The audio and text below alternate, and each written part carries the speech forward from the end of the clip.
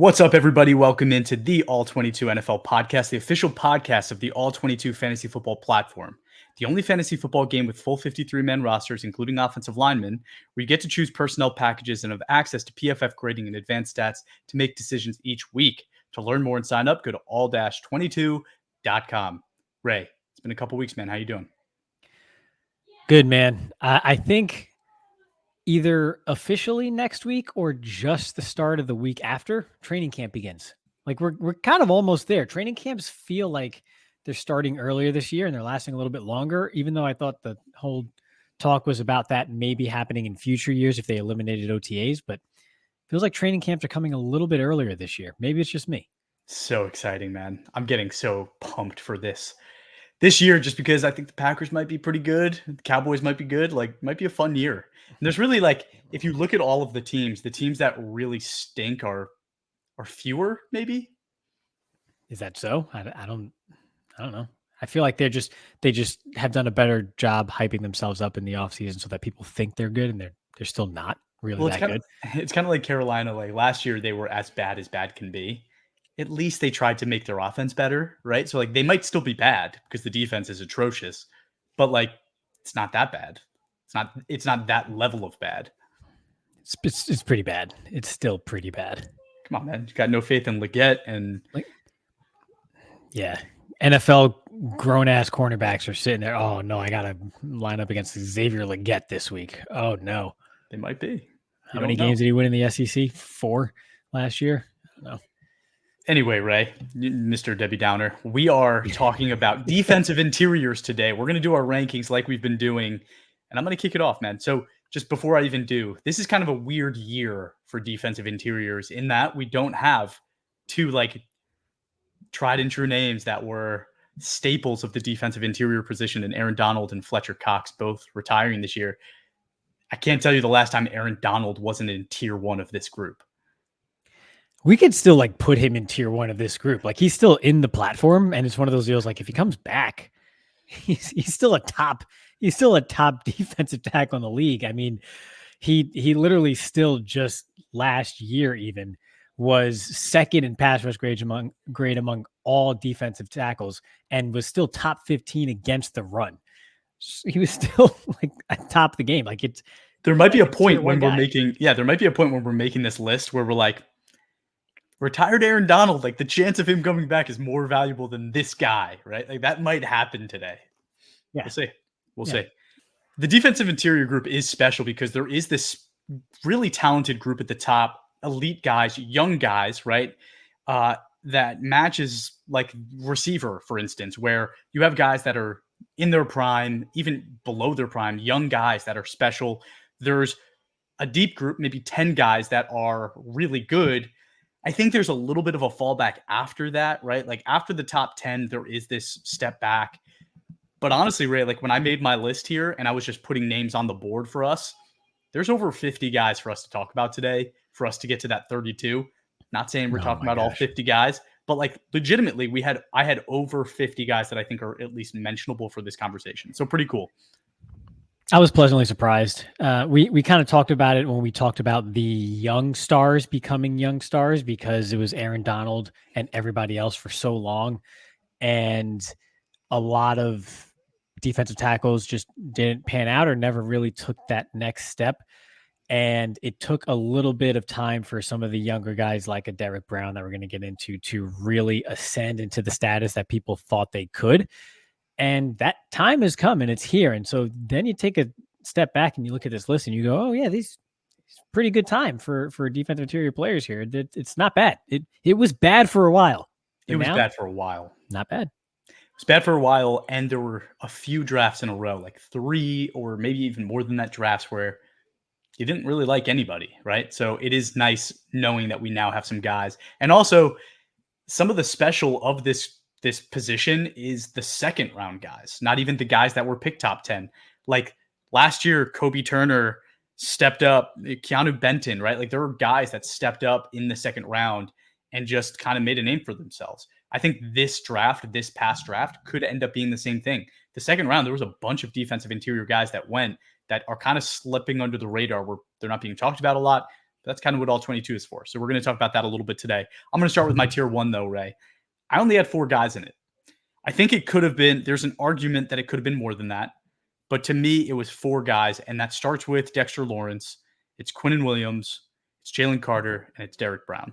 To me, that's the only 4 guys that I can make an argument that they either have multiple years of elite grading, they are young enough and special enough to be in this part of the conversation. Dexter Lawrence, the conversation with him is always so fascinating because he is one of the only defensive interiors that gets consistent pass rush while lining up in the A gap or at nose tackle. Like, that's insanity for him to be able to get the amount of pressures he does lined up where he is. That pass rush grade, you're looking at it right now, 92.6 last year. Again, that's lined up as basically a nose guard. That's incredible. That doesn't happen. Still only 26 years old for the New York Giants. He has plenty of prime left for you to feel confident in investing in him. Next guy, Quinnen Williams, also 26 years old, 90.6 grade last year, New York Jets, right? Multiple years, back-to-back years with 90-plus grading. Another special guy. And this is the guy that everybody was waiting for, right? Those first 3 years, there was a lot of up and down. He's finally kind of hit that stride. And again, 26 years old, you should have plenty of that prime left to feel confident in. Jalen Carter, guy that was a rookie last year, he was the debated guy, right? He ended up slipping to 9. I think the talent was there where he could have been a top 5, even maybe a top 3 pick. He goes 9 because there is that concern about, the criminal history, the issues with his personality. Is that going to be something that carries forward with the rest of his career? I don't know, but all I do know is that on the field, this is an absolute difference maker. He showed it early on in his career. Look at those first 3 games. He has 2 games in his first 3 games with 90-plus grading. He is a speedster. He has one of the best hand usage, combat usage that we've seen out of a rookie since Aaron Donald. Very different type of player, but just, those kind of skills that he has are elite special skills that at just 23 years old, this is a guy that you have no problem investing in. And then just last of my tier 1 is Derek Brown. Again, 26 years old. 26 years old is kind of a theme here.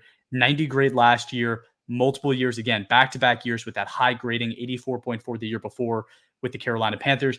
I do think that his job gets a lot harder this year with some of the defensive players around him leaving, primarily Brian, holy cow, what the heck's his name? Burns. Brian Burns leaving, like that situation. You love Brian Bresee so much, you almost said him. I almost did. I almost did. I know you. Yeah. We'll absolutely be talking about him later. But yes, situation gets harder. Coaching staff is different. Obviously, this team is concentrating on the offense. So we don't really know what it's going to look like for Derek Brown. But all I do know is if you look at that grading on your right, that week-to-week grading, look at from Tampa Bay down. 90, I think that's a 91.3, 76.9, 69.3, but then 88.9. You're blocking it. I can't even see it. Trying to highlight it. 89.9, 89.5, 87.6. I mean, there's a lot of blue to close out the second half of the year. A lot of blue. That's pretty incredible. So that's my tier 1. How do you feel about that, Ray? I think what's crazy about tier 1 is, and I kind of touched on it right at the start of this episode. You kind of mentioned it without mentioning it with 26 being a theme, but it takes these guys a little bit of time to grow into great players at this position. You don't normally just come into the league and are a great defensive tackle. Yet that's what Jalen Carter just did. And so that's just like that's just, it makes you really question just how high this guy's ceiling really is, because that's scary to do that right off the bat and be a high-end top 10, let's just say, to be conservative defensive tackle in the league as a rookie. You don't just do that. You don't just roll out of bed, graduate from college and do that. So the thing that stands out about tier 1, all of those names belong in that list, is just how young Jalen Carter is for him to have reached that status already. And if you're in a startup all 22 draft, right? Again, this is all about if you're starting a franchise, who are you taking? Given his skill set and his age, his youth, Jalen Carter's absolutely up there with every other defensive tackle. And I don't know how high that's going to catapult him in this tier 1 list, but I don't think he's going to be the last name on this list. I think he's for sure top 3 then, if we're talking these are the 4 names. You go down the list a little bit and you look. The thing about Christian Barmore is, you kind of have to see it again. Like he's on that trajectory of that steady improvement and then kind of that breakout. But you've seen like with the other names here, like Derek Brown and such, where it's 2 big years. You just kind of want to see that second big year before you put Barmore into that same tier. And then we're going to talk about him, I'm sure, but maybe the same applies for Aleem McNeil, 24 years old, same thing. Steady improvement, big breakout, high-end defensive interior, top 6 player at the position last year. Got some help on the defensive line. I mean, you project a bit further, but he also has contention to be on this list. I'm assuming those 2 names are probably the top of tier 2, but wanted to shout them out because depending on how much someone wanted to expand their board in this tier, you could put those names in too. Barmore is definitely in my tier 2, and I think rightfully so. McNeil is the one I struggled with not including in tier 1. He was the one that to me was border tier 1 because he is still 24 years old. I think his situation got a lot better. That defensive interior group in Detroit has been invested in. I'm trying to remember the name of who they got. DJ Reader. They got Reader. They have Onwuzu Rorike. I can't say his name very well, but they have bodies on that defensive interior with Aiden Hutchinson on the outside. Like, it's a good group. They shored up their cornerback room, right? Like, this situation gets easier for Aleem McNeil after having such a good season. So I did struggle not putting him here, but you're right? Like, only having 1 year of really good grading, even though he didn't hit that 90, right? I like to see that 90 mark to be considered like elite grading, but he had really high grading for 1 year. I want to see it again before he gets into that tier 1. But again, being the top of tier 2, which I think we're both going to end up agreeing that he is, not bad for a 24-year-old. That was a 3rd-round draft pick. Nope, and we've liked him. I think the thing is too, we've liked him the entire time. We were telling you about this guy when he first came into the league, and then even after year 1, we said, "Excuse me, please pay attention to Aleem McNeil. It's going to happen," and it's happening. So I'm fine with the very top of tier 2 is where you want to put him because for the most part, like you said, it's multiple years of elite play for all those other names that we mentioned, aside from Jalen Carter, who because he just rolled out of college and put himself into that elite tier with his play, is the exception in tier 1. So I'm fine with the 4-player tier 1. Cool. All right. So with that tier 1, who's number 1 for you? Oh my gosh, dude. It's wild. I almost want to say Jalen Carter just because of the youth. And it's almost like if I'm on the clock and I'm taking a defensive interior, am I taking any of these other guys over him? And, I mean, maybe because they're still, just 26 years old. And so you have a Quinnen Williams who is just phenomenal, even a Dexter Lawrence, right? Either of those guys, you can at least anticipate a solid 3 years, likely 4-ish out of them, of that standard that you've come to expect of elite play from them. Whereas, sophomore slump for Jalen Carter, I guess it's possible. But it's tough because every time I put a name above him, I'm like, yeah, but Jalen Carter. But if I had to say one, I'll say Quinnen. I'll make the case for Quinnen Williams. He was 2nd in the NFL in pass rush productivity, 3rd in pass rush win rate. I hate saying that fast. 2nd in overall hurries, and was the top graded run defender from the defensive interior spot, and 4th overall in just total stops. So he's obviously incredibly well-rounded. They invested in some young edge players on the defensive line in New York who are only getting better. Now that they have an offense that you think is going to threaten people, and the opponent will have to do more than just kind of run the clock out and not be threatened for 60 minutes. That helps Quinnen Williams and improve his situation even more so than it was last year, where he still was arguably the best in the league. And he doesn't think Kyler Murray's that special. So it's a really hard group of guys to rank because I don't think there is a clear number 1. I don't. Jalen Carter, I think there's a chance that sophomore slump does happen, although I don't expect it to be like a major drop off. He might end up being what he was his rookie year, and that's the drop off, meaning like he doesn't excel into, a 91, 92 graded player. Because that situation, I think, did get harder in Philly on that defense, right? Because they went and paid all those offensive players. They go and trade Hassan Reddick. like that defense is changing. Fletcher Cox is gone, right? Like it's a changing group of players. And to be quite honest, some of those defensive players that they've drafted and asked to step up and become the next group of guys hasn't really done it yet, right? So with Nakobe Dean at linebacker, like that linebacker group is kind of subpar.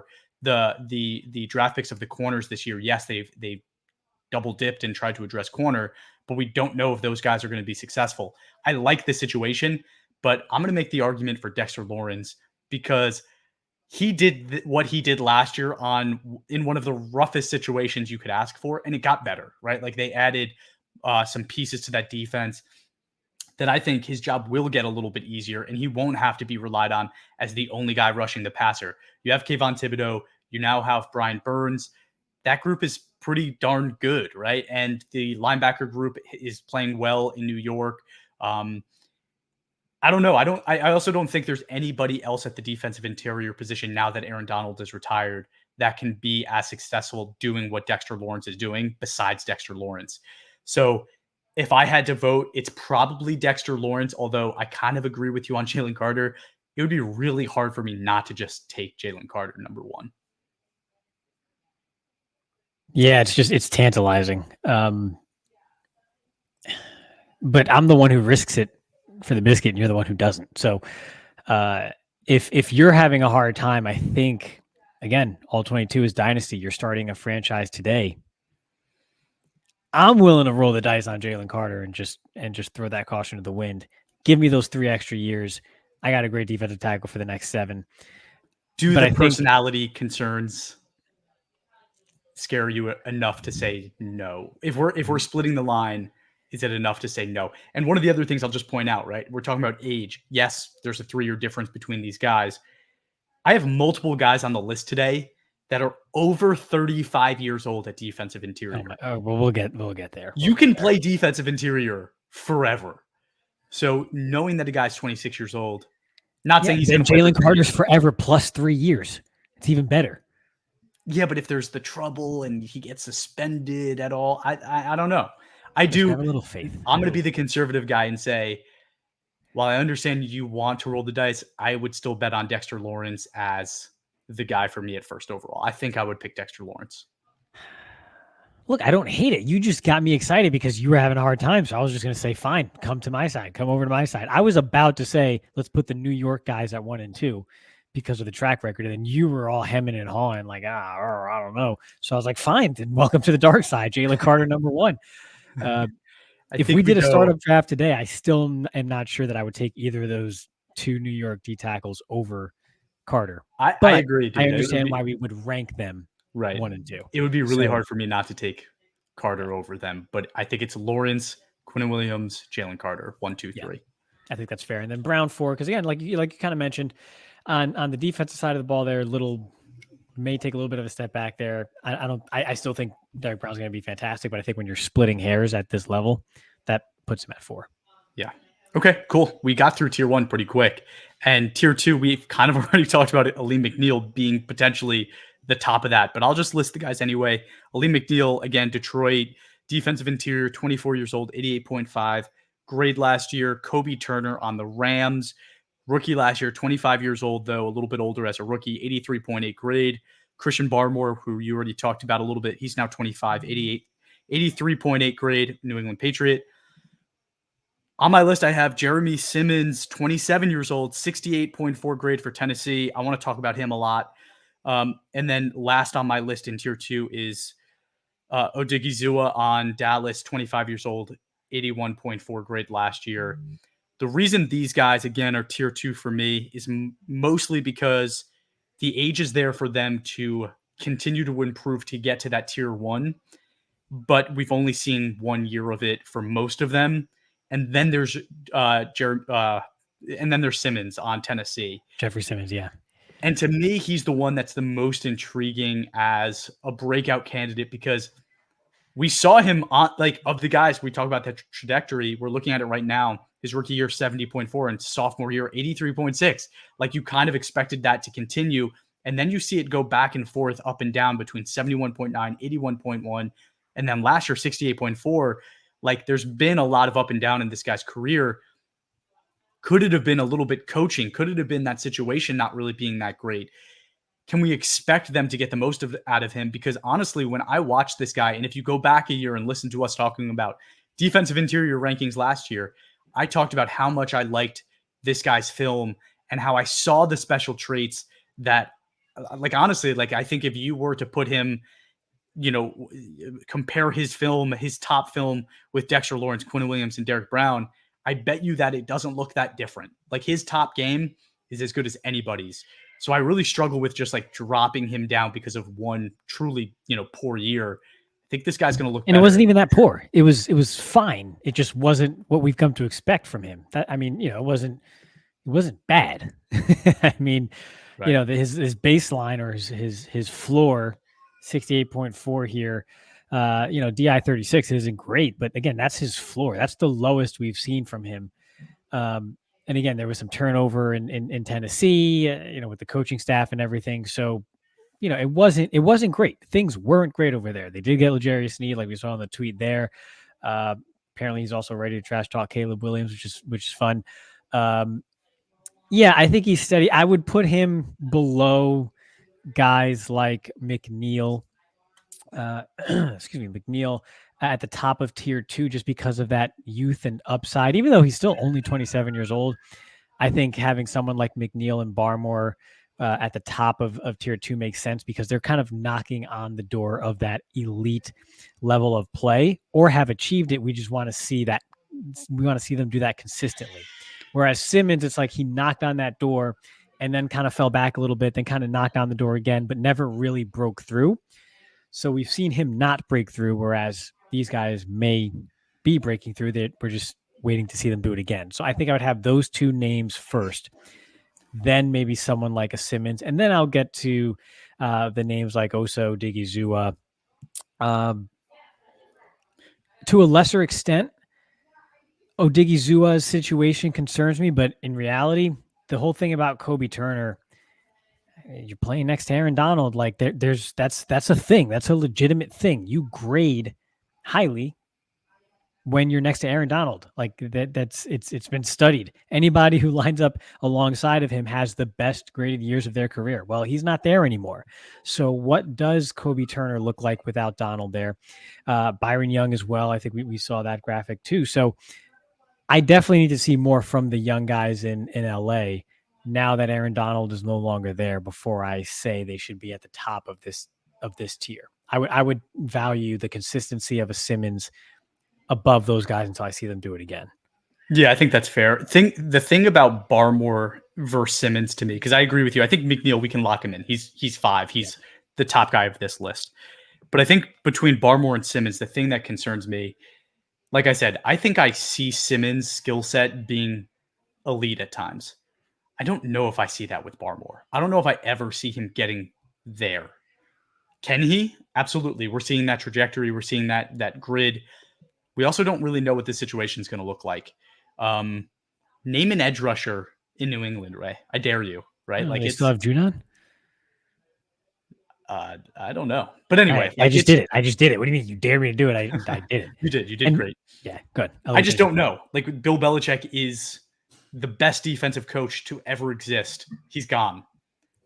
Do we just trust that the situation is going to be good and it's going to pick up like nothing ever changed? I don't know. I don't know if I'm buying into Barmore. So I understand that. But at the same time, they didn't have Christian Gonzalez for pretty much the entire year. He's going to come back, so that's going to be a boost to their personnel. And we talked about this a couple years back. Like when Christian Barmore was entering the league, I mean, they barely let him play on like first and second down at Alabama because he was just so poor against the run. He was very much an incomplete player, which is why despite all his physical tools, he did not get drafted in the first round. He fell to the second round because he was very much an incomplete player. And yet we've seen that improve in the run game. He's already top 10 pass rusher from the interior. So I think we've seen that incremental improvement to the weak spots of his game as he is set to enter his prime. I still like the defensive staff there in New England. I think their offensive personnel is a mess. And yes, while their defensive personnel isn't great, maybe I'm being naive, but I still kind of like the defensive staff there. So I tend to give him a bit of a benefit of the doubt that maybe I don't afford other guys, but because of the improvement that I've seen from Barmore, I don't know. He's made me a believer, and I was very skeptical of him coming into the league. Like I said, you just go watch him at Alabama. They didn't let him play on rundowns. They were like, "Yeah, sorry, you're not good enough for us on these plays," and he just wasn't on the field for them. And look at him now. Listen, I'm going to give you this one. You're going to give me one later, and I we don't want to go. hear any lip later when I just say gave you 2 New York defensive tackles at the top of tier when one. I bring up Brian Bresee, I don't want to hear anything from you. All right. You're gonna. So we're going to go Barmore at 6. We're going to go Simmons at 7. And then I want to hear you talk about Odigizua and like why you think that situation is concerning. Because honestly, I think that situation should be pretty good. So the thing about Osa Odigizua is he's a great upfield player. He can get some quick pressure. He makes some splash plays. But for multiple years now, he has worn down towards the end of the season. You see that here in his weekly grading and snap counts, to where he kind of peaked there around Thanksgiving, and then the last month or so of the season, he kind of really fell back down to earth. He's not a huge defensive tackle. He's just about 280 pounds. He wears down. And the problem in Dallas, they lost was it Leonard Hankins this offseason. They drafted Mozzie Smith, and then it's just been a disaster with like Mozzie Smith's mysterious weight loss and everyone being kind of cagey around why he lost weight and whose call it was for him to lose like 35 pounds after he was drafted and basically be wholly ineffective for his entire rookie year. But they lost Hankins. They don't have a lot of depth at all. It's Osa, it's Mozzie, it's a 7th round rookie draft pick that they got from Auburn, Justin Rogers, and not much else. Then a bunch of camp bodies. So they're thin at the position, and he's worn down at the end of every season. That's not a good recipe for when it matters most towards the end of the year for your all-22 teams, for Osa to be a player that you can count on. I think the defensive line as a whole is not as deep as it used to be, got a little worse, and they're going to count on him a bit more, which only accentuates the weakness or the concern with him that we saw, which is wearing down towards the end of the year. Wow. Okay. I mean, those are all good points. And I think, it sounds to me like things that are fixable for him. I think, that's because this happens to most like rookie players, right? The college season is shorter. They go to the NFL. If they make it to the playoffs, that's a really long season for them. And we see that tail off. He's now a 3-year pro. You should see that start to kind of disappear. And it hasn't yet, to your point. But there should be diet, nutrition, training things that can fix that. And so I still think there's a chance that you want to buy into him. But I agree with you, right? 280 pounds, 6'2". It's pretty small for a defensive interior. Let's pause on ranking him and Turner at the moment. Let me tell you about some of the guys in tier 3, and we can talk about if we think they should be flipped at all. Sure. Tier 3 for me, guy that probably people are screaming about right now, saying, how are we not talking about him, is Chris Jones, right? Kansas City superstar, has been the best defensive interior for the league in the league, but not named Aaron Donald for like 10 years, right? You're looking at it right now. That's a lot of blue. This guy is elite. He's been playing elite forever. Super Bowl hero last year, just phenomenal football player. So I think there's definitely a conversation for him to be slotted in at some point around here. Christian Wilkins, now with the Raiders, 28 years old, 74.9 grade last year. Christian Wilkins is one of the best defensive interiors in the NFL, again, for a few years. We just don't really know what that change in scenery is going to look like. He's going to be playing this season at 28, 29 years old. So does he still have 3 years left? We will see. Jordan Davis, he's my guy, 24 years old in Philly, 70.5 grade last year. It's kind of the same thing as his rookie year. We didn't see progress, which is a bit concerning. I still just can't quit on this guy. I think he's going to be phenomenal. I think there's a lot that they could unleash. It's just whether or not they'll do it. So we have to wait and see on that. Byron Murphy, the rookie that we talked about a lot from Texas, now with Seattle, still 21 years old. He's an awesome player. We loved his tape. He was my number 1 defensive interior this year for this draft. I think there's a lot of potential there. I would definitely be buying into him around this range, even though we haven't seen him do it yet in the NFL. I think the situation in Seattle, they did a lot to make it better. Very excited for him. Justin Matabike in Baltimore, 26 years old, 75.1 grade there in Baltimore. Another phenomenal player. Keanu Benton in Pittsburgh. We talked about him a little bit before. Rookie, 23 years old last year, 74.8 grade as a rookie. Just learning from some of the best in football behind Cam Hayward. So gotta like that for Keanu Benton. And then the last guy I had in tier 3 was Jersey Newton, another rookie, 21 years old, drafted by Washington. Going to be in a great situation, learning behind guys like Darren Payne and Jonathan Allen. Will he end up starting above them? I don't know. But I think as a rotational player, that's actually probably the best thing for him at this point, so he can learn. Jersey Newton has all the speed and handwork that you would want. So very excited about him as well. So I think the question that we need to start with, Ray, I guess, well, is there anybody that like is blatantly left out of the conversation to this point that you think needs to be mentioned? Well, it just depends what you value with Chris Jones, because Chris Jones could be a league winner for you this coming year in 2024 and perhaps in 2025. I mean, you made the point that these guys can apparently play forever. I'll just take the forever plus 3 years with Jalen Carter. But no, to me, no. I know people will argue for it. And if you want to say, hey, here's the exception for Chris Jones because yes, he's 30, but he's only 30. He's not 32. And he just turned 30 like a week ago. He turned 30 last week. Happy belated birthday. So I could see the exception for Chris Jones. If you want to make that case, then fine, because everybody we've discussed to this point has been players that are in their prime or entering their prime or just have youth on their side. Chris Jones is the first one where maybe he's sort of exiting his prime years, but his quality of play is still so high that it could warrant being in tier 2. So if you want to put him there, fine. I could put him at the end of tier 2, and then because those other names it's clearly a drop off in play after that. Make the case for that. That's fine. But I'm not losing sleep over it, whether we put him in tier 2 or 3 here.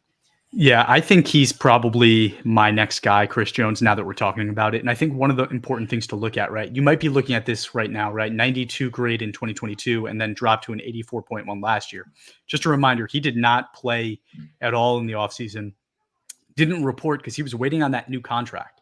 So you miss an entire offseason of preparation, and for him to come back from that with still grading as highly as he did, and also again being like Super Bowl hero, you got to like that. He got a 5-year deal, a 5-year contract extension. So whether or not he plays out that entire deal, I don't know. But I really like Chris Jones. I think he's one of those guys that is special enough that if he wants to play football, he's going to be good at playing football as long as he wants. He's probably my next guy because I think you really do have a shot of getting 3 elite years out of him. And again, I don't know if either of the guys we're talking about, Kobe Turner or Osu Adigizua, will ever be that, right? So give me Chris Jones at 8. Do you agree? Are you willing to do that? Yeah, I'm fine with that. I'm good with Jones, Odigizua, and then Turner to round out the top 10. Let's do it. How do you feel? Where do we put Wilkins? That's the thing, right? That's tough. We haven't put him yet. We haven't put Wilkins. I think there's a chance that we put Wilkins somewhere in here. The thing is, again, 100%. Look at his grading. Like, we saw some elite years in there, and then it kind of has trickled down just slightly last year. And now he goes to the Raiders. I actually don't know. The Raiders might actually be a better situation than they have Crosby. Yeah, they have Crosby, and also we're talking about Miami lost everyone last year, right? Like, they lost everyone, so he was kind of alone on an island last year. He goes to Vegas. They also like have other guys. Like, I know none of them have really stepped up, and we talked about that during the Edge episode, but like, they have a few bodies that they've drafted and tried to invest in that defensive interior that could end up being okay, right? And you pair Christian Wilkins with Max Crosby, and Max Crosby's like, he's my pet cat. Like, that is a guy that I will always root for. I like Wilkins a lot. Probably, I will say definitely more than Kobe Turner. So I think maybe we flip then. Oh, yeah, for sure. I thought we had put Wilkins before these names. Do we want to put him at 9 over Osu? Yeah. I'd put him over both that. Osa and them, and then right behind Chris Jones. Let's do that. 10, Kobe Turner's 11. Okay, cool. So then we have that next group of guys, which is more the young guys. It's Jordan Davis, it's Byron Murphy, it's Justin Madubuike, it's Keanu Benton, and it's Jersey Newton. Oh man, you could put these in any order. I think. I mean, Jordan Davis, I think, has the most upside of these guys, and he's playing next to the best player out of any of these other guys as far as like a running mate along the D line is concerned. But I wanted to see a bit more of a jump from year 1 to 2, and we didn't see that. Now year 3 is a thing. That's when you really want to see it. That's usually the time for it. So, he's still not behind schedule or anything, but I think this is the year for him to step up. They did lose a couple pieces on the edge, but again, with Jalen Carter alongside him, I think it's time for him to take on a bigger role. He's no longer a rookie or even just a second year kind of pup. So I would probably take the shot on Davis before any of those other names, but Byron Murphy I can make a case for. I mean, we loved him coming out of the draft. Newton, great as well, but I think I probably think it would be between those two names, Davis and Murphy. And I don't know, man, just the idea of what Jordan Davis can become if he's able to work himself into shape well enough to stay on the field is just tantalizing. Those are my next two as well. And I'm going to ask you to do something absolutely crazy right now. Can you sort this by Seattle and add in edge rusher? Because that's the thing that's interesting to me is Seattle has done a lot to shore up that situation. We talked about how their defensive back group has gotten a lot better. Their cornerback group is one of the deepest in the NFL. They have Murphy. They signed Leonard Williams to a long-term deal. They have Boye Mafi now. They drafted somebody else too, right? If you maybe scroll down. They got Uchenna Nwosu. They got Derek Hall, I think, the year before. Young. Your big young guy? Well, that's who they drafted last year, right? Yeah. I'm just saying they've invested a lot in this group. And they've got nice pieces. They have nice pieces, and they have the defensive back group where it should make the defensive interior situation pretty easy for them. Who are their linebackers now? Let's take a look at that. Take out edge, put in linebacker. Come on, we're using the system, man. Here. We're using the system. We're showing people how to use the system. It's a lot of fun. Yeah, they got Jerome Baker. Yeah. And then they got Jerome Baker. Whoop-de-doo. Dotson. Look at Dotson, man. Yeah, I mean, sure. That's Tyrell Dotson. Look at him. I'm just saying. I think Seattle's situation is pretty good too, but those are my next two. Linebackers. You got it as defensive interior. I think it's Jordan Davis and Byron Murphy as my next two, and I think you're right. We can flip them in any way. Yeah, Tyrese Knight. So okay, now I got to go back to the whole list and do this all over again. Get rid of this. Take you 5 seconds. So I didn't even hear what you said, but yeah, go ahead. However you rank them. Yep, I'll give you that.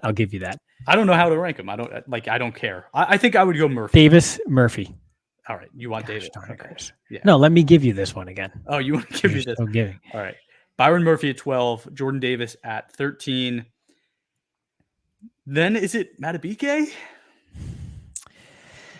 Yeah, I think so. I think what we've seen from Madubuike, I think he's about right here. He peaked in his year 4, like you kind of mentioned, like, hey, you're turning 26. This is the time. And I think this is what he is. I think he's going to be a bit more steady than he was the previous 2 years there in Baltimore. So I think we can expect more of what we saw in 2023. I think that's always been more so the real him, which I think just fits solidly along the middle of tier 3, which I think is where we are. One thing that's nice about him too is when you think of 75, you think of like, all right, he's going to have some like really good weeks and he's going to have some really bad weeks. No, this dude just has like really good middle of the pack weeks. And sometimes that's exactly what you need, right? It's just consistent football play. And he's that type of guy. Like that's kind of his bread and butter is to be that consistent player. I kind of like him here. I think we put him down at 14. Yep, that works for me. 14. Then I'm going to give you this because I know you're a big Johnny Newton guy. Is it Johnny Newton or Keanu Benton here? We're both Keanu Benton guys. And I get it. We were a young podcast at the time, so maybe you didn't know. But if you did, then you should have been a Keanu Benton fan too, because we told you all about him last year. Yep. From the mountaintops, we said this is a guy. And if you listen to us, great. You probably got to steal in your rookie drafts or your startup drafts very late. If you didn't, maybe you could still get him for cheap. I don't know. But between the two, the fact that Benton has done it before, I think there's more stability, even though we've talked about the aging of a lot of that Steelers defense. They do have some young, good pieces sprinkled in there along the different levels of the defense, like Joey Porter Jr. on the outside and such. That can complement a lineman like Benton, kind of with that whole complimentary football thing. I think I would go Benton here, and I love Johnny Newton. I absolutely love him, but I think I would go Benton here. Me too. Okay, we're on the same page. So 15 and 16 is Keanu Benton and Jersey Newton. Dogs screaming behind me for some reason. Love it. Once an episode. And I wanted to read you the next thing, but there's a dog screaming. So can you just talk about something for a minute? Yeah, I'm going to talk about how we're not talking enough about DJ Reader. You got to let me know when you're back because I'm looking at the screen. But similar, but to a lesser extent to Chris Jones in the previous tier, solid to great grading for almost a decade now. And just because he missed a few games at the end of the year last year, I think a lot of people have written him off. But now he goes to Detroit alongside someone as talented as Aleem McNeil. Plus, again, we talked about Aiden Hutchinson and on the edge there in Detroit. That whole defensive line has sort of gotten a makeover over the last 2 years. And it's low key. It's a sneaky great unit if DJ Reader is himself. So you like the situation he kind of has been placed in. Still only 30 years old. Does he deserve to be placed or mentioned at the end of this tier? Maybe. I don't know. We love DJ Reader here, and our viewers love DJ Reader. So I'm back. That's my case. I loved it. Thank you. You filled that minute very well. So I have this is always what happens when I do these tiers, right? I think there's tier 4 and 5, which literally can be flipped either way because we're getting to the point where the guys that are left are not superstars. They can play consistently pretty well for you, but they might be a little older and out of their, like the ending their prime, or you're going to reach on a young guy that you believe in, right? And that's the tier 4 and the tier 5 for me. So I'll read you tier 4, and then I'll read you tier 5. DJ Reader's in one of them, and you let me know how you want to begin this conversation. But tier 4, right? Travis Jones in Baltimore, 24 years old, 70.6 grade last year. Milton Williams in Philadelphia, 25 years old, 69.7 last year. Levi Onwuzu Arike, can't say his name again. Detroit, 26 years old, 68.1. Rook Aurora, 22 years old. Atlanta. I just had back-to-back horrible names I had to say. 22 years old out of Atlanta, second-round draft pick for them. Then there's Mozzie Smith, who you mentioned, 23 years old, struggled last year, 49.8 grade in Dallas. Mason Smith, 21 years old, second-round pick to Jacksonville. Braden Fisk, 24 years old, to the Rams. Tavondre Sweat, 23 years old in Tennessee. McKinley Jackson, 22 years old in Cincinnati. Chris Jenkins, 22 years old in Cincinnati. Michael Hall Jr., 21 years old in Cleveland. Brandon Dorless, 23 years old in Atlanta. And my boy Brian Brisset, 22 years old, New Orleans, struggled last year with a 45.5 grade. That is tier 4. A lot of young names, actually like a ton of literal dozen names. And then there's tier 5, which is Eric Armstead, who's now with Jacksonville. It's DeForest Buckner in Indianapolis, Maurice Hurst in Cleveland, Michael Pierce, who is in Baltimore, Grover Stewart in Indianapolis, Leonard Williams in Seattle, Javon Hargrave with the 49ers, Kenny Clark in Green Bay, Darren Payne in Washington, Jonathan Allen in Washington, Vita Vea in Tampa Bay, and DJ Reader in Detroit. Ton of names, right? Like there's literally 24 guys that I just mentioned to you that are in this conversation. And that second group of guys, the reason I don't know how to go about this is because most of them are 29, 30, or 31 years old, right? So how do you compare taking those guys against the young guys I mentioned who are all under 25 years old? How do we do that? We're at defensive interior number what, 15 here? We are at 17. We literally 17. Some of these guys won't make the list. Yeah. So the majority of the names that we mentioned already, we're on the younger side. There's like two older statesmen sprinkled in there between like Chris Jones and I don't know who else. I mean, I talked Wilkins, about, and Christian Wilkins, who's 28. That's not even that old. He's right? 28. So the majority of these guys are on the younger end, but have exhibited high levels of play. With that, if you're going through a startup draft and you're building your roster here, you've locked up one of these names likely, right? At least one of these names, if 15 of these guys have gone off the board already. So with that, I think I would prefer at that point the steady veteran grouping at that point in my defensive interior room than just throwing the dart at a Michael Hall Jr. or something to that. Who I like Michael Hall a lot, but you're telling me I can get Kenny Clark as my defensive interior too? I'm all about that. Dan Quinn going to Washington again. There's some issues there with his calling of a defense and such at a high level, but when it comes to individual play, he can be very beneficial to someone like a Daron Payne, for example. So if you're giving me names like that, even I think Travis Jones might have been with the young guys. He might be one exception there because he's kind of shown again some quality level of play here as he enters his like younger prime. But all these other names, I think I'm taking that veteran group over the young guys because they've done it and they're not that old. They're still perfectly fine. You are comfortably within that 3+ year window of what to expect from them. So out of all those like 15 names you mentioned, I'm putting that veteran group first and maybe making an exception for someone like a Travis Jones if you're really high. We liked him out of UConn a bit. He's entering that year 3, so he's exhibiting the early stages of that ascension of some of those guys that we've ranked already in this listing as top 15 defensive interior players. So if you want to make an exception for someone like that, sure.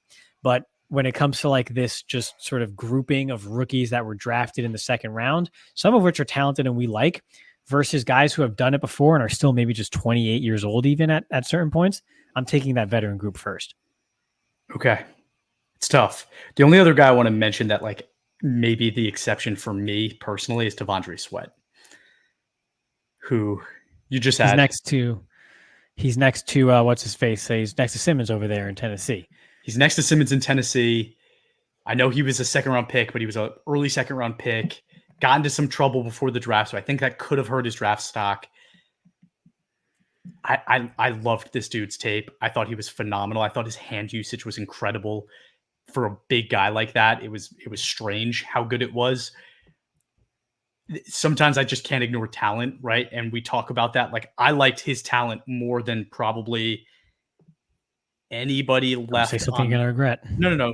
The young guys that we're talking about more than Travis Jones. Like I liked him more than Travis Jones. I liked him more than Ryan Brisset, McKinney Jackson, Chris Jenkins. Like I liked him more than all those guys.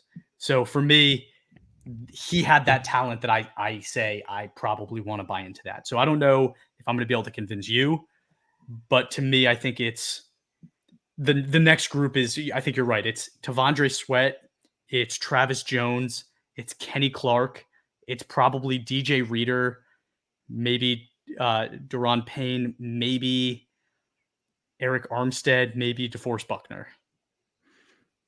I think that listing is perfectly fine there. The only thing with T'Vondre Sweat again is like those off-field concerns are pretty real. We saw that before the draft, and it's not just like off-field concerns about yes, immaturity is a part of it, but it shows up when he's 362 pounds and he's gotten feedback that hey, you might be better at around 335, 340.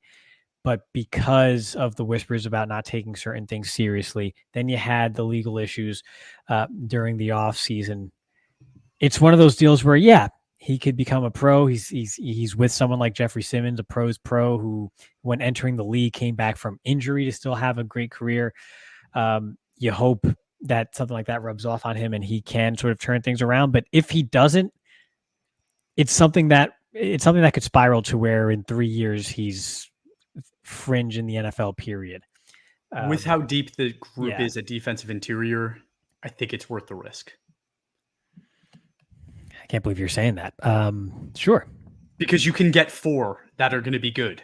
Like you can literally, like I said, I have 55 names down here, which means you can at least have 4 of these guys that are good enough to be players on your team, right? Like to roster on your team and feel good about. So I'm taking that bet. Like at this position, I'm taking that bet. I'm taking Devontae Sweat. I'm probably taking him next. And like to be completely honest, if we want to say Kenny Clark should be next, if we want to say DJ Reader should be next, I'm fine with that. For me, it's Devontae Sweat.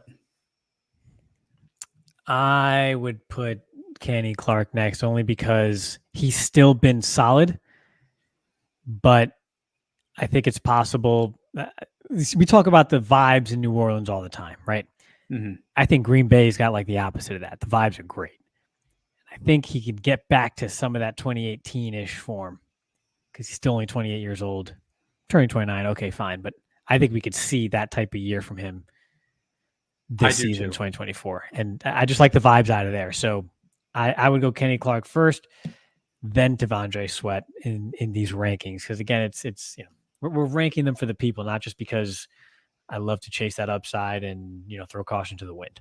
For sure. And I agree with you. That's fine. 17 is going to be Kenny Clark. Talking about Green Bay for a second, right? Like I do think the situation is getting better. You talk about the depth they have on the offensive side with the number of receivers they have, the offensive line depth that they now have. Defensive line and like that box is getting super deep too, right? It's not just Kenny Clark anymore. They have Slayton and Wyatt that are helping out in the interior. You have Lucas Van Ness. You have Preston Smith. You have Rashawn Gary. Like you have a plenty of names in that group of guys that are going to be rushing the passer and stopping the run that are special. So I do think that situation gets better. I think Devontae Wyatt gets better. I think Slayton gets better. These are young guys that are aging into prime years. That should really help, right? Devontae Wyatt is now going to be 26, playing out his 26th season. It should get better for him. Yeah, what an old rookie that was. But yeah, agreed. I like the vibes there. And I think this is also, again, this is Rashawn Gary. He's now like a full year removed from that injury, right? Yep. Last year was his first year back. So this is the year where you see them. And he was great last year already. Mm-hmm. So you kind of have another force on the edge there that can open things up inside. So this also might sound crazy, but like I do think your job gets easier on the defensive interior when your safety and linebackers produce. And they invested in the second round with a linebacker and they got Xavier McKinney at safety. And it's like, I do think that matters, knowing that you have guys behind you that know how to do their job, right? So, okay, Kenny Clark is 17. I'm going to ask the question again. Are we going Sweat, Jones, or Reader, Armstead, Buckner? Jones has the youth and some quality play on his side. Makes me want to say Jones. Not Sweat. Okay. All right. Let's go Jones. Yeah. I agree with you. Armstead's going to be 31. That's yes. Yeah. But I kind of like him in Jacksonville. Like that's kind of the guy that Jacksonville's been missing. Like they had so many draft picks. They invested so much in that defensive front. But like, where are the veterans that were going to help lead that group and be leaders in that room? They didn't have that at all. So you insert Armstead. It should help stabilize that defensive group and maybe mature it a little bit, help it get to that next level. And DeForest Buckner, I've been rooting for this guy forever. He is just Mr. Consistency. He's kind of been situation proof as well. Like he didn't miss a beat when he went from San Francisco to Indianapolis. I remember when he got drafted, how they talked about him as being this like just absolute leader and mature personality guy that they never had to worry about. And that's why he went so early. He went 7 overall when I'm not sure his talent was 7 overall, but then you see him just kind of, again, mature in his career and be this guy. So I've always been a fan of him. I'm okay taking Travis Jones here again, because you're right. He's 24 years old. We've seen some quality play. Let's pencil him in at 18. Then is it going to be Buckner, Armstead, or Sweat? I'll let you have this one because you seem to feel strongly about all these 3 guys, even though all you did to me was pitch a leadership grade for Armstead, which makes me feel good about Josh Allen on the edge in Jacksonville, not necessarily better about Armstead himself. But that's fair. That's really fair. I mean, he's going from the 49ers, which is as good of a situation as you could possibly have in football, to Jacksonville. So I think that's fair. Yes, I feel strongly about Sweat. We're going to put him at 19. We're going to put Buckner at 20. and we're going to put Armstead at 21. Wait, Armstead or DJ Reader? Oh my gosh. No, Reader. I think Reader's even younger. Reader at 20, Buckner at 21, and Armstead at Reader 22. has to be a top 20 tackle. He has to be. Yeah. Yep. Okay, Reader's at 20. Okay, that was tough. That was a little bit painful, but we're at 23 now. And again, it's Hurst, Pierce, Stewart, Wilkins, Hargrave, Anyamata, Daron Payne, Jonathan Allen, Vita Vea, and then any of the young guys that you want to talk about, right? I like Mozzie Smith. Like, I really liked his film. I think he's a good football player. Did they mess him up in Dallas in his rookie year? Maybe. Like, did they actually do something that's going to change the trajectory of his career that he can't be successful? Maybe, if you think so. But I do think that there are some players on this rookie list that we would go back and forth on, that you might be higher on a Michael Hall. I might be higher on a Chris Jenkins. So we might have a hard time settling here. Yeah, it's going to be tough. I think they might have broken Mozzie Smith. He's also having like had off-season shoulder surgery. So to have to put on another 35 pounds of weight back onto your body, but then you can't lift weights because you are recovering from shoulder surgery, it's probably not ideal heading into year 2. It's going to be real tough, man. He's got a lot of things working against him, and the whispers aren't fantastic. Which is unfortunate because I agree with you overall as a prospect. Love this tape. He was that rare one-tech body, but had spring in his legs and some explosion to work off of, even though he was primarily a run stuffer and a big-bodied one-tech. So you'd love to see it, but to me, that's more of a roll of the dice after I have my 3 defensive interior players locked up. And I'm probably putting some of these other younger guys, even in this past draft, above him, even though they were drafted later on. But yeah, to that end, you could put a lot of them in a soup, though. Like, I like Michael Hall Jr., but you could put them all there. Ruke or Oro. I mean, it's all about your flavor of ice cream at this point. Who did you like coming into the draft? Oro's not bad. They've really improved that defensive situation in Atlanta. A lot of the publications are always talking about the offense, obviously, given their first round pick and Kirk Cousins and all that good stuff. But they've steadily improved that defense a little bit too. It's not great, but at least along the defensive line, it's not a bad spot for him to be in. You could put these remaining young guys in pretty much any order and argue all day about it. So the only one I really want to talk about is Kalijah Kancey, who was a first round pick last year. I think a lot of people fell in love with the flashes. We kind of talked about how there was flashes and then just inconsistency and not much in between. Like, the motor was always going, but you can't just motor your way into being a pass rush threat in the NFL.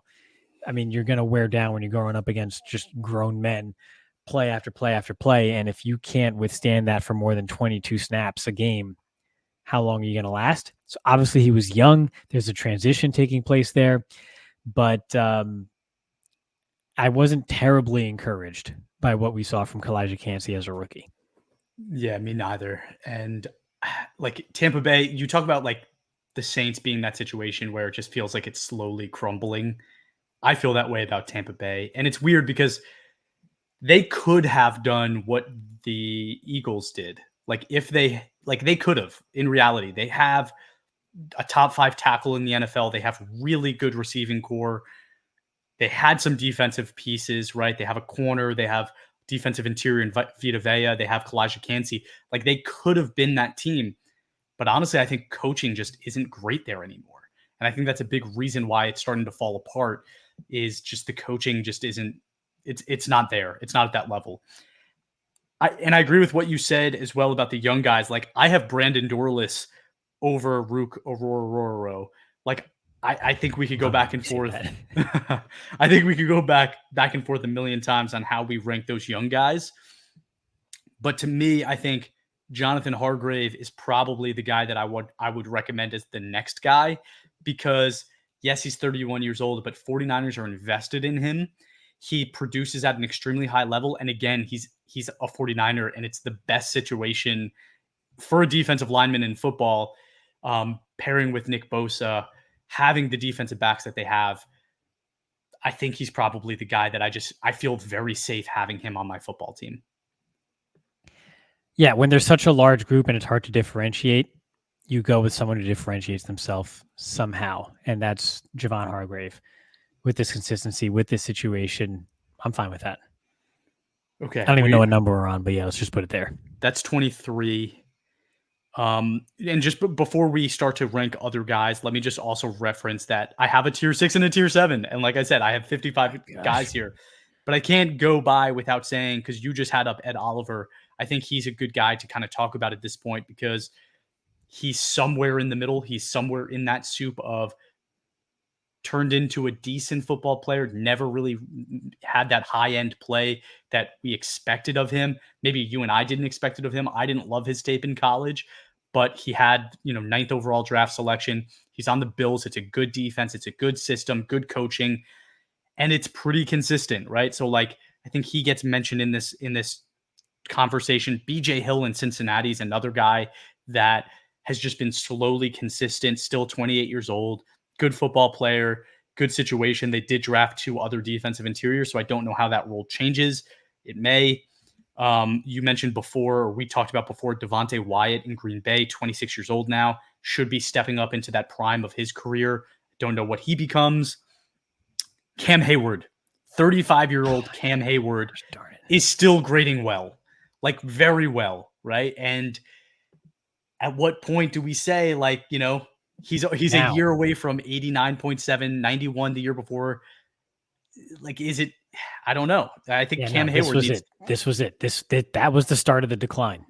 Are we sure of that? Yes, he's 35, Chris.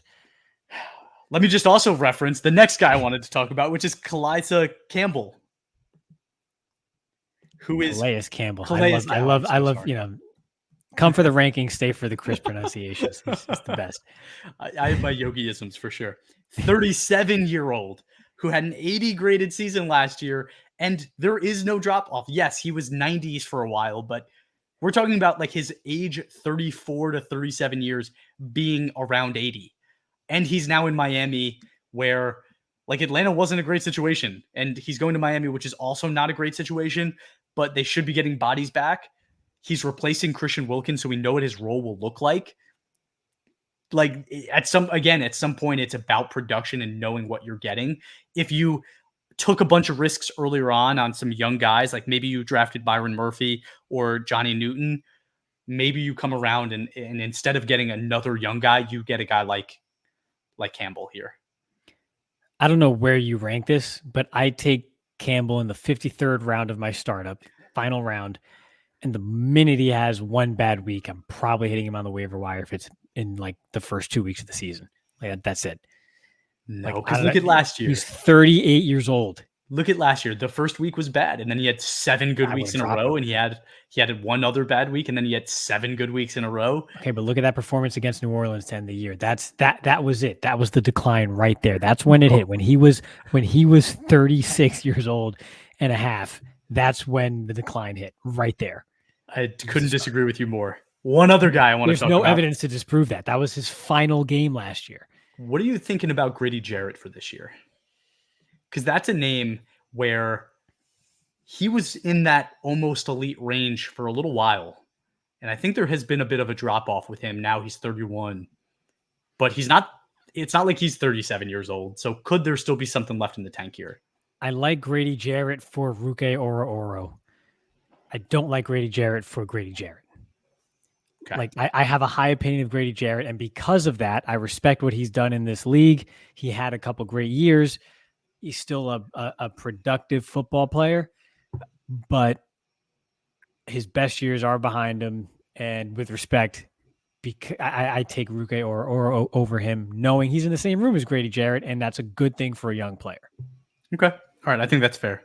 I don't think aside from Aaron Donald, I don't think 6 foot tall, barely 300-pound players age as gracefully as some of the other names that we saw here, like Hayward and Campbell. Last name I'm going to bring up before we start ranking some of these guys is Daquan Jones, who's on the Bills, 32 years old, again, an older guy, but 86 graded season last year, 86. We talked about how many surprises there have been on that Bills defense last year. We talked about how that cornerback room just turned itself around, and they now have 3 guys that are in our top 32. Daquan Jones, just stepped up and played really well. The Bills are a well-coached team. It's a well-run defense. What are we thinking about this guy? Is this guy in the conversation for top 32? No. I also draft him in the 50. If I got sniped from Calais Campbell in the 53rd round, then I take Daquan Jones and do the same thing. All right, I'm with you. I'm with you on that. As soon as he has that bad week. But I'm he's with a you. great human. He's a great human being, got a great education. He's a great man. Great man. More people should be like Daquan Jones. Oh my God. Take a shot, everybody. Okay. Who are you? I've said a lot of names. You suggest the next guy. We are at 23. We're going to be picking 24. Who are you recommending for 24? Bro, that's what's so hard about this. Once you get to this just goes to your point. After a certain point, there's so many of these guys you can name. 55, I think you said. Where do you go with this? I don't know, man. I don't know. You could take a shot in the dark and say Devontae Wyatt. Prime year, we like the vibes in Green Bay. He's next to Kenny Clark. I think that's perfectly fine. Could we say the same thing about Ed Oliver? No. I think he is what he is. I think what you see is what you're going to get. I don't know. I wouldn't. I would take the shot on Devontae Wyatt. I don't really love either of them, but I mean, we're talking, DT, 23 or 24 here. So for that, I'll take the younger guy here. If I'm going to be high on Kenny Clark, then I'll be optimistic on Devontae Wyatt as well. Okay. Devontae Wyatt at 24. I would probably go. I might go Leonard Williams here. We talk about consistency. Love the 30-year-olds in this spot here. We talk about consistency. He literally just got paid like a pretty big deal. He's going to be playing football for 3 years. I don't think we have to be concerned about that. He's a good football player, and he's pairing with Byron Murphy there. This is the guy that's going to be the run stuffer. I like him. He's the model of consistency. Yeah, put him above Wyatt. Wow. All right. I'm convinced. Look at that green. Okay, so he's going to be 24. Wyatt will be 25. Michael Pierce, Grover Stewart, are they interesting you? Vita Vea, Daron Payne. I think, so that was going to be my name. I think Daron Payne here, and it's more so a play on the impact that Dan Quinn has on individual players along the D-line and in the secondary. I think when you have someone with the tools like Payne, but hasn't quite put it all together, someone like Quinn is really good for that. It's made me nervous that him and Jonathan Allen, basically their entire career, have been underperformers. Yeah, and they got into that fight on the sidelines, I think, on Thanksgiving. It's like that whole everybody they've drafted, right? Like they had 5 years in a row where they drafted defensive linemen, edge rushers, and none of them were good. But Allen was good for a little bit. Let's not. But that goes to the part about Dan Quinn. It's a culture change here. That's what's needed in there. Yeah. When you have that type of trend, we say it, right? A lot of times organizations kill the careers of prospects more than anything else. Should they be the next two? Should they be the next two, 26 and 27? Yeah, because I mean they're what? They're 27 and 29 years old. And yeah, we're gonna do that. They're still on the right side of 30. The same thing that I said applies for Payne applies for Allen. We have 5 spots left, and I think we're going back to the young guys now. We got 5 still. Wow. 5 spots left. I think this is where the young guys start going. And it's hard because I think the NFL made some strange draft picks where I was a lot higher on guys that they went in the second round, but they went after guys like Mason Smith in Jacksonville, McKinney Jackson in Cincinnati. I liked Chris Jenkins better. I liked Brendan Dorless better, but those guys went later. So I don't know. I don't know what to do with that. Right. Here's my thing. As soon as I could pull him up again, Michael Hall, 21 years old, the youngest rookie on this list here. If you're in that same neighborhood, that's a differentiator, perhaps. That is. And also you talk about the Cleveland group. A lot of the other defensive interiors on Cleveland are vets, right? Shelby Harris, Maurice Hurst. Like, they are older guys that are not really threatening the long-term careers of Michael Hall Jr. And you also obviously love the pairing with the edge rushers there in Cleveland. So I'm okay with that. I think if we're talking differentiators, I think he has that. So I'm good with him being 28. Let's do it. Okay. 29. Again, it's hard. I would take Chris Jenkins over McKinney Jackson, but Cincinnati didn't. Right. So, like, I like McKinley Jackson. And I do too. But, like, I thought Chris Jenkins was, like, borderline special. I also thought Brandon Dorlus was because he borderline knew special. the plays that were coming, Chris. Could be. Brian Broussais, my boy. Like, I'm not leaving this list without him on it. I know. I was waiting to see how far down we can go. Well, he performed pretty awful last year, so I can't put him too high up this list, but I do still have a lot of faith in him. He's only 22 years old. He's coming back from some injuries in college. Remember that. Like, he missed time. Yeah. He also had a death in the family, like, in college. Like, he's come back from a lot. So do I think that he can continue that upward trajectory? Absolutely. I just don't know if I don't know if I would take him above some of the guys still on this list. So, like, for me, he's probably 32. Like, I'm going to round out the list with him. If he's 32, which, okay, fine. I'll let you have that, as you say. I think Gervon Dexter has to be on this list here. This is a talented player with upside. Again, similarly, poor rookie year, but, again, the Bears were on that defensive front just poor overall last year, right? Obviously, they have a shot in the arm with all the moves that they've made this offseason. And so we'll see if he takes that next step, but he has the physical traits and ability to do it. And I think he's in line for a bigger role this year. So I would have Gervon Dexter at the bottom of this list too, somewhere around there. I mean, he's practically the same age, even younger than half of these rookies that we named. If he was playing in the SEC East instead of the NFC North last year, he probably would have performed a lot better, right? But he was going up against pros while these other guys were going up against English majors. So, that makes a difference. I don't want to write him off just because of that. And when you like the prospect coming out of college, you give him more than one rookie season on a bad team to prove you right. Okay. I'll put him at 31, which means we have 2 spots left, 29 and 30. We are, I guess, leaving Cam Hayward off the list and Calais Campbell. It's a sad day. I think the NFL took Rook. I'm just going to say Rook. I think they took him as the next guy in the draft after some of the first rounders. Is he just, because of that, the guy that we say deserves this spot? I struggle with that because, honestly, I didn't love his tape. Yeah, I don't like him either. And honestly, again, we're leaving Mozzie Smith off this list after a bad rookie season. Yeah, he's dead, bro. You can't put him there. You can't do it. He has to prove something to you. It's not good. It's not good right now. It's not good. Braden Fisk, maybe? I wasn't a big Braden Fisk fan either. To that end, I'll put Ruke Ororo instead. No, see, I liked Fisk. And I also liked the fact that they are building that out, right? Like, he was a grown man in the ACC last year. Of course, you liked him. I didn't like his film a ton. Like, I think if you go back to my rankings, he was like the 5th guy, but that was still over Rook. Like, I did not like Rook all that much.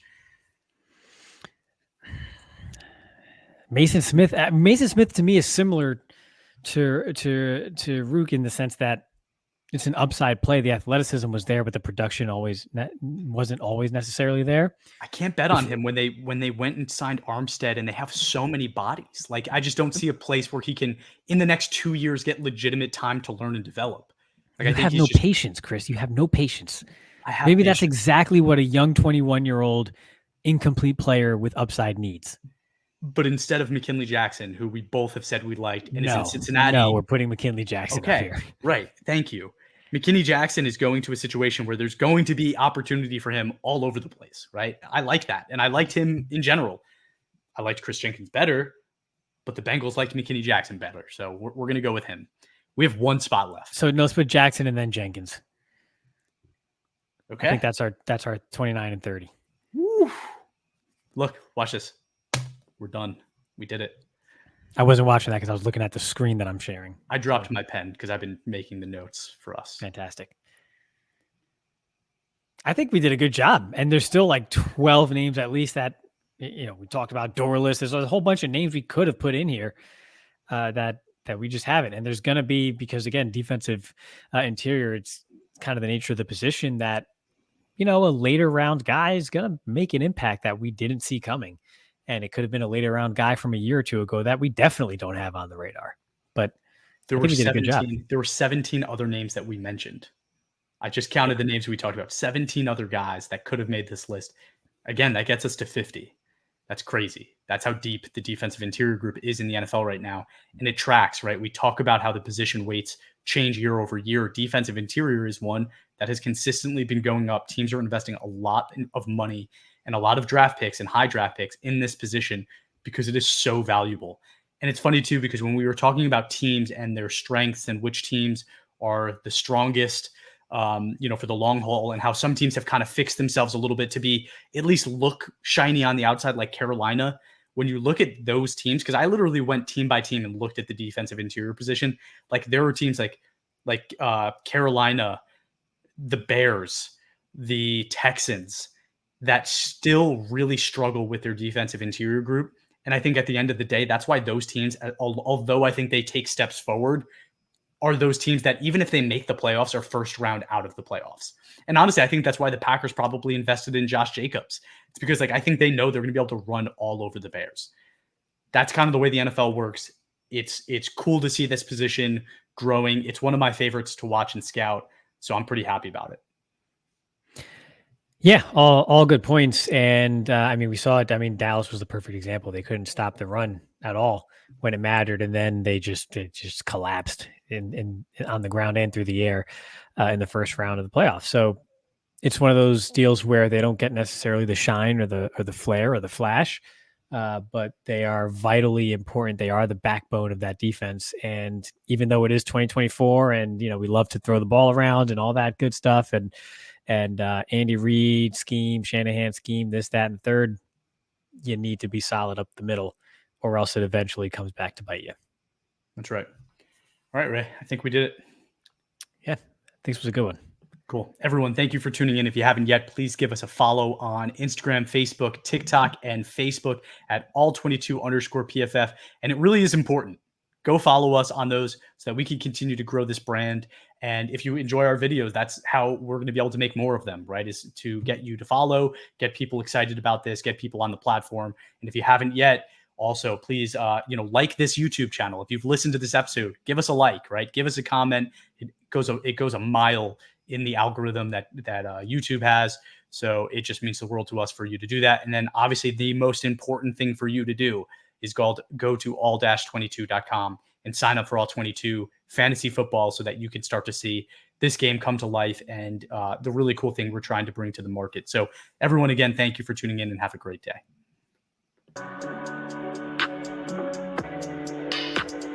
Go.